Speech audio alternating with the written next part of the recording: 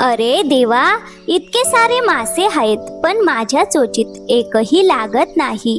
जर मला 2 मासे मिळाले तर आज दुपारची मेजवानी पक्की झाली असती. पण हे मासे तर हातातच येत नाहीत. अगं कोल्ही ताई, आपण एक काम करूया का? आपण दोघं मिळून मासे पकडूया. तुझ्या हुशारीच्या गोष्टी तर सगळ्या जंगलात प्रसिद्ध आहेत. अगं साळुंकी बाई, आधी तुझी योजना सांग ना. मी झाडाच्या उंच फांदीवरून पाण्यात लक्ष ठेवेन. जिथे मासा दिसेल तिथे मी किलबिल करेन. तू लगेच तिथे उडी मारून मासा पकड. पण त्या बदल्यात काय, फक्त माझी किलबिल आणि तुझं काम चालणार नाही बर का? तू पकडलेल्या माशांपैकी अर्धे माझे. शेवटी मीच तुला जागा दाखवते हाये. हो बरोबर आहे, किलबिल करायलाही मेहनत लागते. ठीक आहे, तुझा सौदा मंजूर. अरे ही कोल्ही तर खूप मूर्ख निघाली. ती मासा पकडेल आणि मी वरून झेप घेऊन सगळा मासा उचलून नेईल. तेवढ्यात एक मोठा मासा दिसतो. अगं उजव्या बाजूला मोठा मासा आहे. कोल्ही धावत जाते, उडी मारते आणि मासा पकडते. अरे वा, पहिलाच मासा हाताला लागला. तेवढ्यात साळुंकी झेप घेते आणि मासा हिसकावून घेते. अगं मी आधी सांगितलं होतं ना, अर्धा माझा. अगं पण हा अर्धा थोडा जास्तच झाला. अगं फसवणूक करतेस का? थांब, तुला धडा शिकवते. अगं ताई, ही तर फक्त सुरुवात होती. मग पुढच्या वेळी कोल्ही मुद्दाम दाखवण्यासाठी मासा पकडल्यासारखं करते. पण साळुंकी झेप घेताच ती माशाऐवजी दगड पकडायला लावते. अगं आई ग, माझे दातच मोडले. अगं जसं करशील तसं भरशील. साळुंकी ताई, आता बस किलबिल करत राहा. उन्हाळ्याची कडक दुपार होती. जंगलातील तळ पूर्ण कोरडं पडलं होतं. पाण्याचा एक थेंबही शिल्लक नव्हता. तहानलेले प्राणी व्याकुळ झाले होते आणि पक्ष्यांच्या डोळ्यात काळजी दिसत होती. आई, तू कुठून तरी पाणी घेऊन येशील ना? हो बाळांनो, विश्वास ठेवा. ती उडत उडत त्या कोरड्या तळ्याकडे जाते. देवा, कुठेतरी पाणी मिळू दे. अचानक तिची नजर एका फुटलेल्या नारळाच्या करवंटीत साठलेल्या थोड्याशा ओल्याव्याकडे जाते. तेवढ्या तळ्याच्या चिखलात हलचल होते आणि एक सोनसळी मासोळी बाहेर येते. थांब तहानलेली आई, मी तुझा आवाज ऐकत होते. अगं मासोळी, तू या कोरड्या तळ्यात कशी?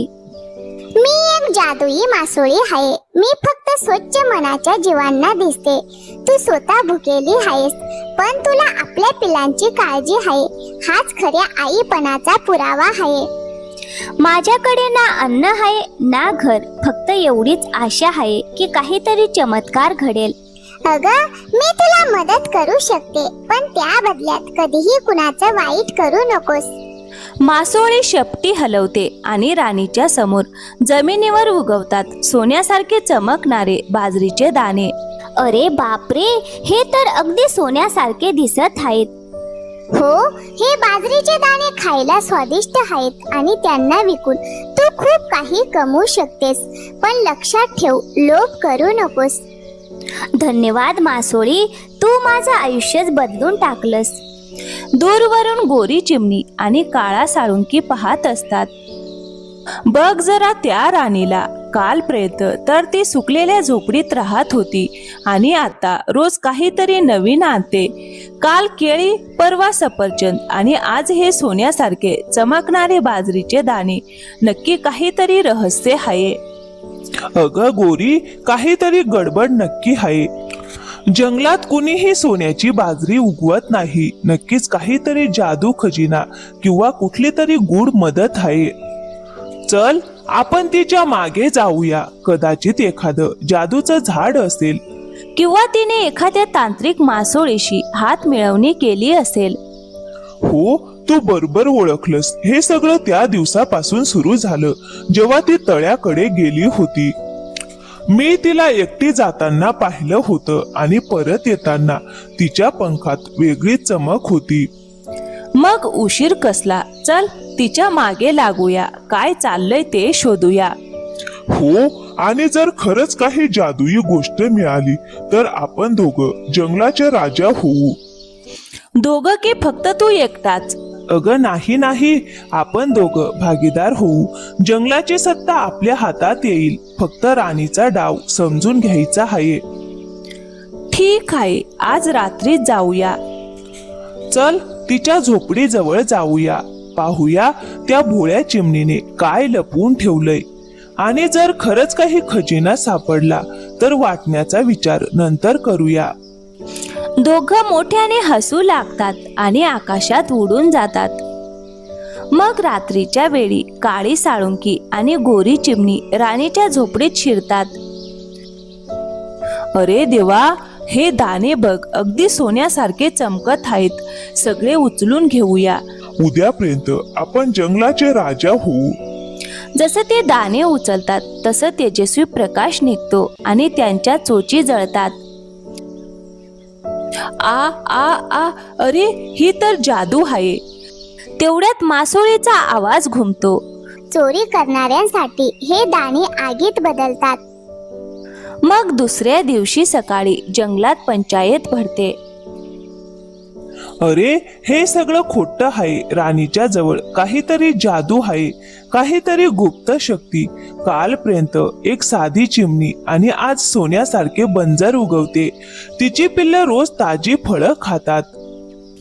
नाही, ही जादू नाही, ही माझी मेहनत आणि कुणाच्या तरी दयेचं फळ आहे. मी ते मागून नाही तर प्रेमाने मिळवलं आहे. आमचाही हक्क आहे. जंगल सगळ्यांचं आहे. जर तुझ्याकडे काही चमत्कारी गोष्ट असेल तर ती सगळ्यांसोबत वाटली पाहिजे. तू ते लपवते आहेस, स्वतःच लोभ करते आहेस.